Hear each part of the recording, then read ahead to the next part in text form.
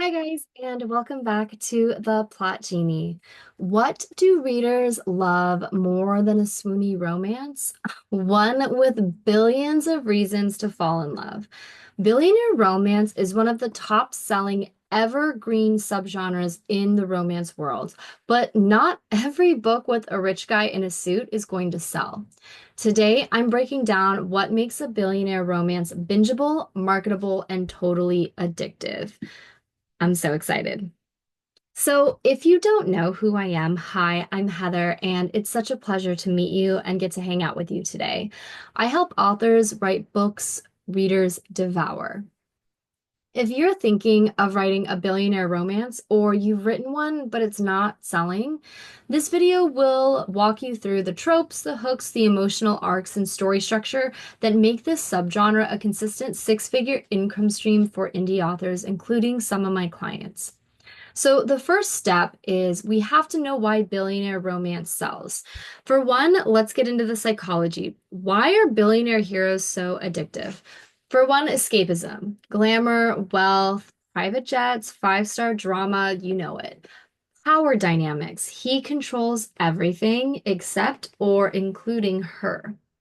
Transformation fantasy. He has everything except love. Oh. Security and obsession. Readers crave that mix of safety and intensity. You're not just selling a romance, you're selling a fantasy readers want to live inside. We want to escape from our everyday lives, right? The second thing we have to nail down in order to make this worth it are the tropes. Some tropes hit harder in billionaire romance. Here are your best selling tropes all wrapped up in a nice little toolkit. Boss employee, power balance definitely equals tension. Fake marriage or engagement, hello, contract clauses. Enemies to lover, he tries to buy her silence, she sues him, love it. One night stand equals surprise baby. Revenge plot turned real love.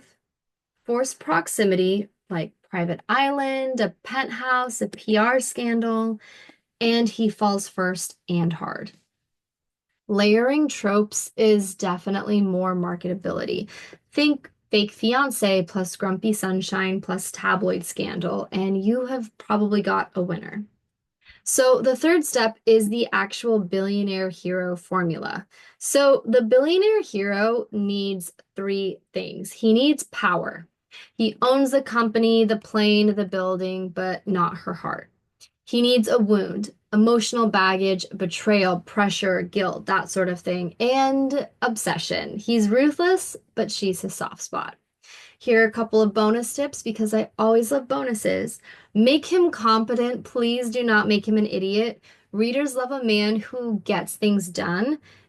Uh, Give him a code. He may be morally gray, but he has a line he won't cross. Think Frank Castle. Let him lose control, but only for her. A billionaire who's perfect is boring. A billionaire who's undone by love is yummy. So your first step is we have to craft a heroine that readers will root for. Now, I will caveat by saying this, a lot of readers do not like heroines. They will think that your heroine is stupid or um, idiotic or clueless or a victim or whiny or whatever. The thing is, as authors, we need to do what's best for our characters, and we have to start somewhere. My character in book two of my Crestwood hockey series, she starts out dating a guy and she kind of lets him use her, right? Like in the sense that he's kind of an asshole, but she kind of puts up with it. And I get that, at the beginning, it's a little bit pathetic. But if you understand her backstory, so just if put herself in, put you in her position, right? She's had this crush on this guy for years, and I'm talking like middle school, and he doesn't ask her out until the end of senior year in high school. So she's kind of hyped him up in her head.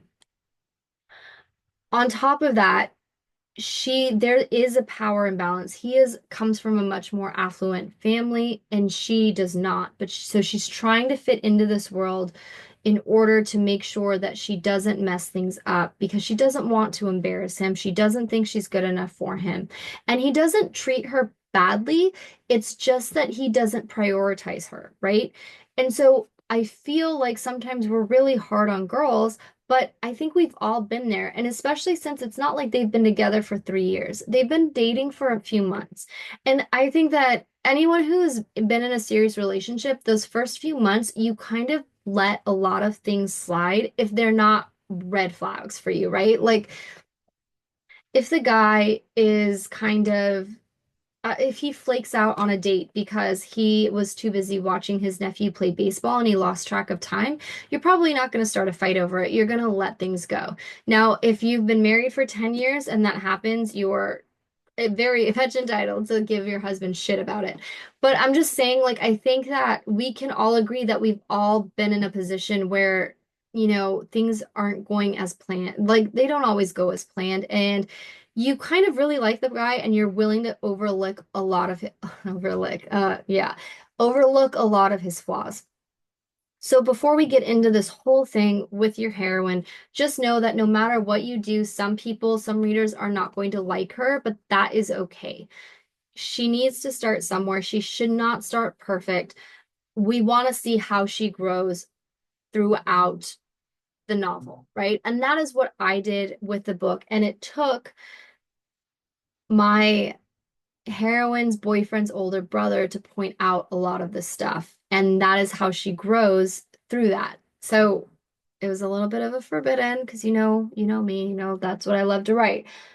But just know that going in, if you get the reviews like, oh, she's so whiny, like if multiple people are saying that, okay, maybe it's something to look at. But if a few people are saying it and everybody else loves her, then who cares?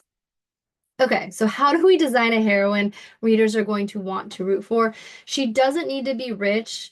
She just needs to be real. So readers typically love, she has her own goals. She has a life outside of the hero, career, family, dreams, that sort of thing. She doesn't care about his money. She challenges him, calls him out. She holds her own. And she's vulnerable without being weak. The heroine is an emotional anchor. Make her smart, driven, and undeniably herself, and she'll balance out his power. I always like to think of it too, because we don't want to basically create a man wrapped up in cute skirts and nice hair, right? When I say challenge, I want her to challenge his perception on how he views things.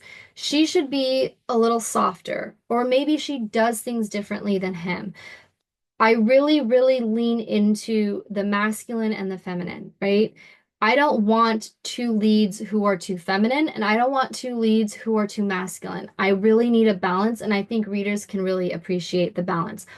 I love basing my heroines on someone like Elle Woods, who knows her own power, who knows her own worth, but who is unapologetically herself. She's feminine, but she's ambitious and she can have it all. And that is the message I want to send to my readers. So that's what I think about. And again, not everybody likes them all the time because there is this expectation that your here, oh my gosh, your heroines especially, they have to be perfect. And they don't. The thing that you need to have them be, though, is you need to have them have a goal. You need to have them have that drive to get that goal. And even if the heroine doesn't know what she wants, she's not waiting for someone to tell her what to do, to come save her, to do any of that. That she has some kind of direction that she's going to, even if it's the wrong way, right? So, with that all said, the next step, step 5, are our core conflicts. We need to have tension. We need to have high stakes. This is going to help our story sell. So here are some ideas for how to achieve those things. She's his rival's daughter and now his intern. Oh, I love an age gap. I love an age gap. He needs a wife by Friday to close $1 billion deal. She has no idea who he is until the tabloids show up. He offers to buy the only thing she won't sell, which is herself. And she's his ex's best friend. Off limits until now. Conflict makes this unputdownable. Like, how many of these do you guys want to read? Like, honestly, I want to read all of them.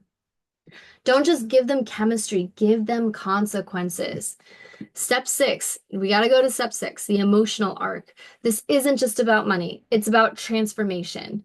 He needs to feel, she needs to trust. Together, they heal what money could not fix. This is our internal arc. This is what happens on the inside. Okay.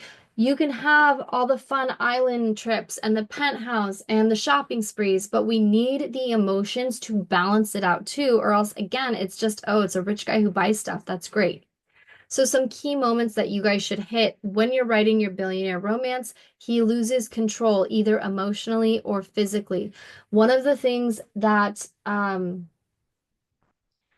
wrote is like when I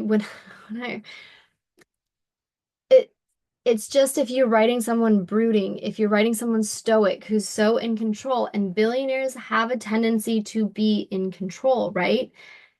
Like the way that I think about it, it's almost like Batman, right? Bruce Wayne. Cannot believe that I anyway, he's my favorite. He's my favorite superhero, and I envision, depending on my mood, Christian Bale or Michael Keaton. But essentially, he's very brooding, right? He has a sort of like persona of like the playboy, but like for the most part, he's very in control. And you add someone like the Joker who just wants to see him break and, put your damsel in distress, your heroine in danger. He might fucking lose it, right? Like, or your hockey player. I do this all the time. You have the stoic hockey player who's very good, who lets nothing get to him. And then his rival says something and insults the girl that he's just in love with, and he just fucking drops his gloves, fuck the game, and he's gonna beat the shit out of him. And that's like, it's such an earned moment, especially if he's been stoic the whole time, where he's like pretty unflappable about other things, maybe the guy disses his mom or disses his teammates or whatever. But it's like the second that her name leaves his lips, it's like, nope, that's done. So those kind of scenes, and again, it's like you have to earn them. Don't start chapter one where he's losing. Like, no, like we really need him to we need to show that he is stoic without just telling him, right? Like we need to see it.